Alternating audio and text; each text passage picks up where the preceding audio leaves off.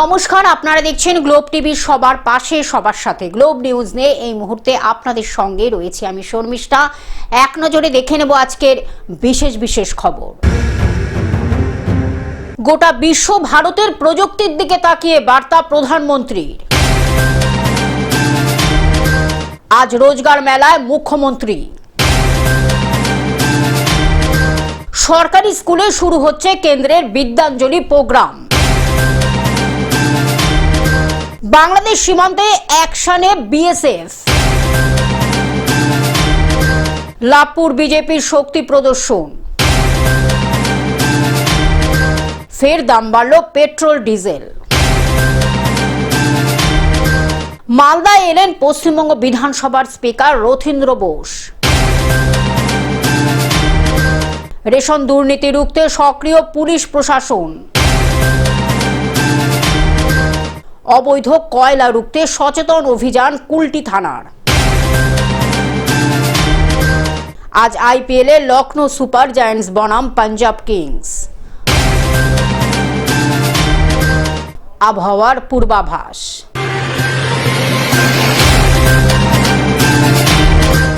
আসছি বিস্তারিত খবরে।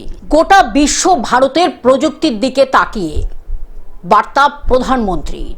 গোটা বিশ্ব ভারতের প্রযুক্তির দিকে তাকিয়ে চাকরি মেলায় বললেন প্রধানমন্ত্রী নরেন্দ্র মোদী। মিশন মোড়ে আরও বেশি করে কর্মসংস্থান সৃষ্টির লক্ষ্যে ভারত সরকারের নিরবিচ্ছিন্ন প্রচেষ্টার অংশ হিসাবে নরেন্দ্র মোদী আজ সকাল 11টায় ভিডিও কনফারেন্সের মাধ্যমে 19তম রোজগার মেলার শুভ সূচনা করেন। এই মহৎ দেশব্যাপী নিয়োগ অভিযানটি দেশের 47 স্থানে যুব সমাজকে জাতি গঠনের কাজের সঙ্গে যুক্ত।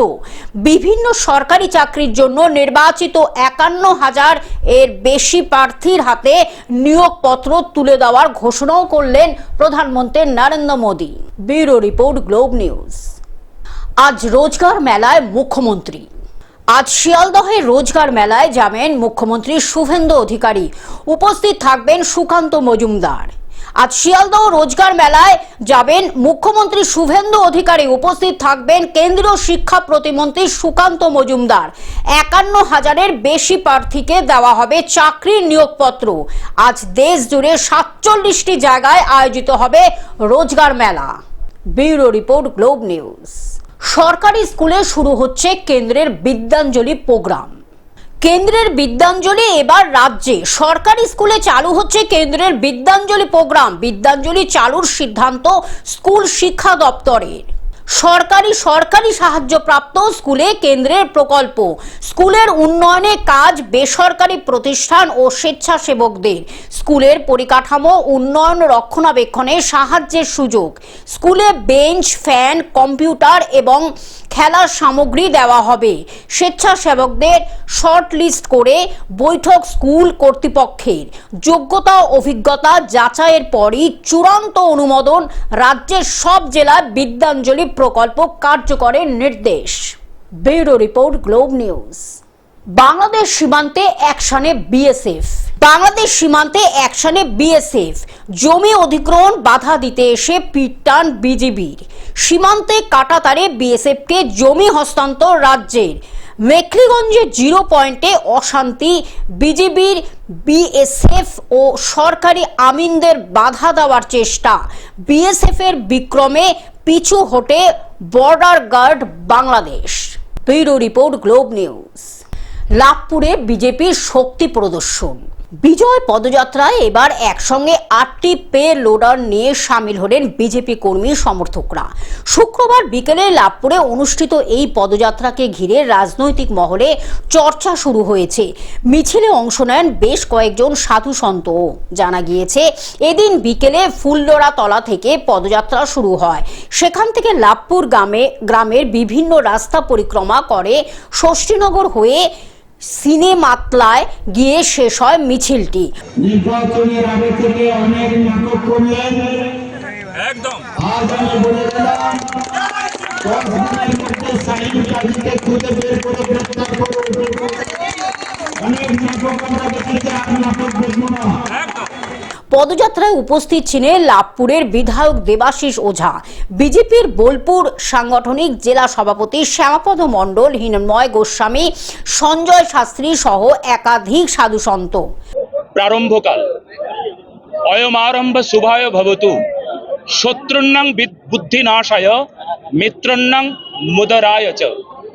এই শাহিন কাজীর মতন কিছু কাজী যারা কিছুদিন আগে যারা অত্যাচার করেছেন, আর এই শাহিন কাজী যিনি আমাদের আদরণীয় সম্মানীয় দেবাশিস ওঝা মহাশয়কে মেরেছেন, আপনারা অনেক ভিডিও ফুটেজ দেখেছেন, আপনারা নিজেরা সাক্ষী।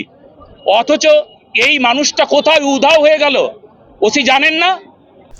বীরভূমের লাভপুর থেকে কার্তিক ভান্ডারীর রিপোর্ট, গ্লোব নিউজ। ফের দাম বাড়ল পেট্রোল ডিজেল। গত শুক্রবারের পর মঙ্গলবার ফের আজ শনিবার দাম বাড়ল পেট্রোল ডিজেলের। পুরনো সরকারের ঋণ মেটাতে দাম বাড়ছে পেট্রোল ডিজেলের ধারণা অনেকেরই। তেলের দামটা কমিয়ে দিলে সব থেকে ভালো হয়, কেন আমরা ট্র্যাক্টরে কাজ করি, লেবার মানুষ, আমাদের পক্ষে মোটরসাইকেল চালাতে পারছি না আমরা।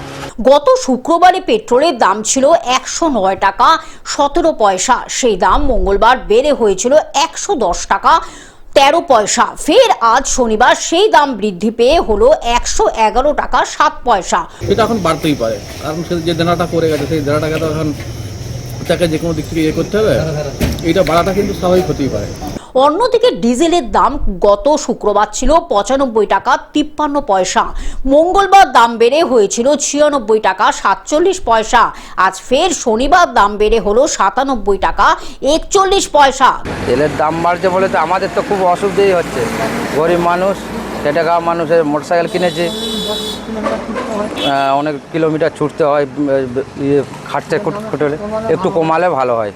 10 দিনের মধ্যে ফের তৃতীয়বার জ্বালানির দাম বাড়ায় মধ্যবিত্তদের পকেটে টান পড়েছে বলে জানাচ্ছেন পেট্রোল পাম্পে জ্বালানি আনতে আসা ব্যক্তিরা। অনেকের আবার ধারণা নতুন সরকার গঠন হয়েছে, আগের সরকারের ঋণ পরিশোধ করতে এই দাম বাড়ছে। নতুন পার্টিটা এসছে তো ওই জন্যই বেড়েছে, কিন্তু আবার কমের দিকেও তো আসবে, আস্তে আস্তে করে কমবে। ঠিক আছে, দেখা যাক কি হয়। পশ্চিম মেদিনীপুর থেকে কল্যাণ মণ্ডলের রিপোর্ট, গ্লোব নিউজ। মালদায় এলেন পশ্চিমবঙ্গ বিধানসভা স্পিকার রথীন্দ্র বোস। মালদায় এলেন পশ্চিমবঙ্গ বিধানসভা স্পিকার রথীন্দ্র বোস। সরকার পালাবদলের পর 20 তারিখ উত্তরবঙ্গ পরিক্রমায় মালদায় উপস্থিত হন পশ্চিমবঙ্গ বিধানসভার স্পিকার রথীন্দ্র বোস। তিনি বিজেপির সাংগঠনিক বৈঠকে সাংবাদিকদের মুখোমুখি হয়ে তার মূল্যবান বক্তব্য পেশ করেন। আসুন আমরা শুনে নিই। সময় সেটুকু গ্যারান্টেড। এখন যাদেরকে দেওয়া হচ্ছে যেমন অধিকার আছে তেমন কর্তব্য এবং দায়িত্ব আছে। কর্তব্য এবং দায়িত্ব ঠিকভাবে পালন করতে হবে।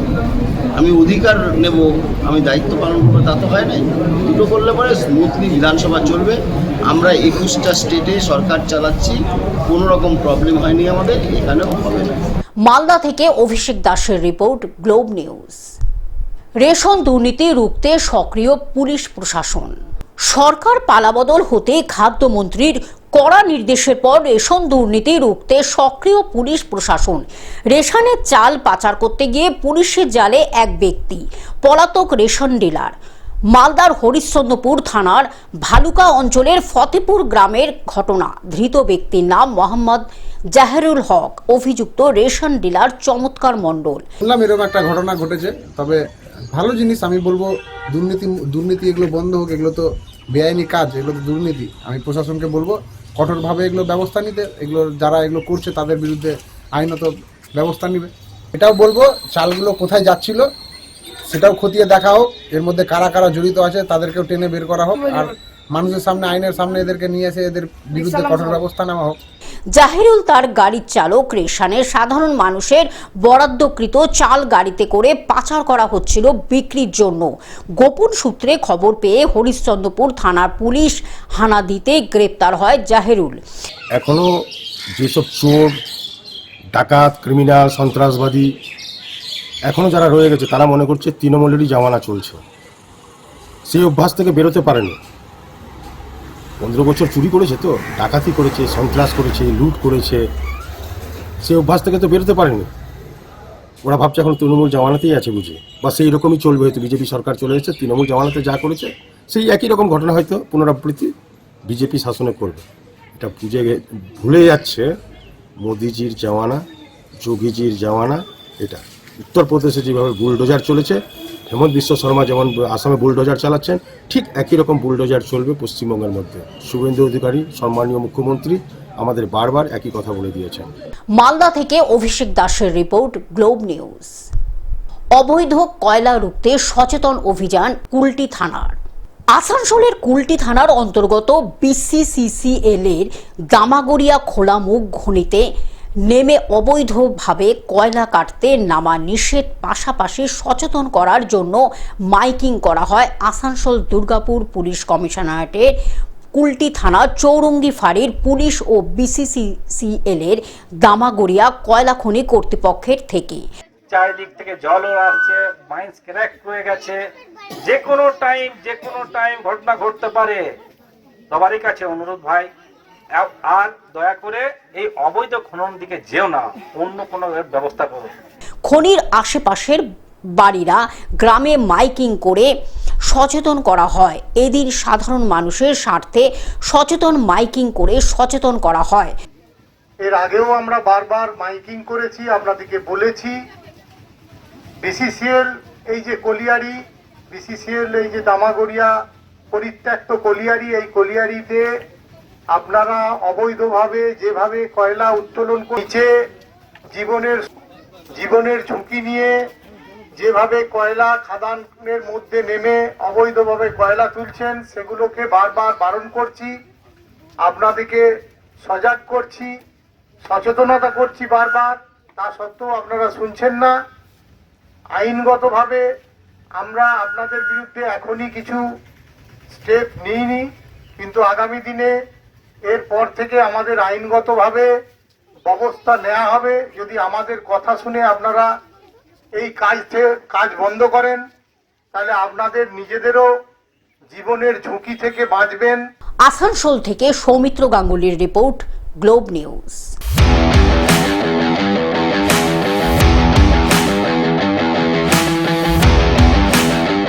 আজ IPL এর লখনৌ বনাম পাঞ্জাব। IPL এর শেষ পর্যায়ে এসে চতুর্থ স্থানের জন্য দলগুলির প্রতিদ্বন্দ্বিতা ক্রমশই বাড়ছে। দৌড়ে রয়েছে মূলত তিনটি দল, রাজস্থান রয়্যালস, পাঞ্জাব কিংস এবং কলকাতা নাইট রাইডার্স। শনিবার লখনৌ সুপার জায়ান্টসদের বিরুদ্ধে শেষ ম্যাচ খেলবে পাঞ্জাব কিংস। সেই ম্যাচে জিতলে 15 পয়েন্ট নিয়ে প্লে অফে আরও কাছে চলে যাবেন শ্রেয়স আয়াররা। Bureau report, Globe news.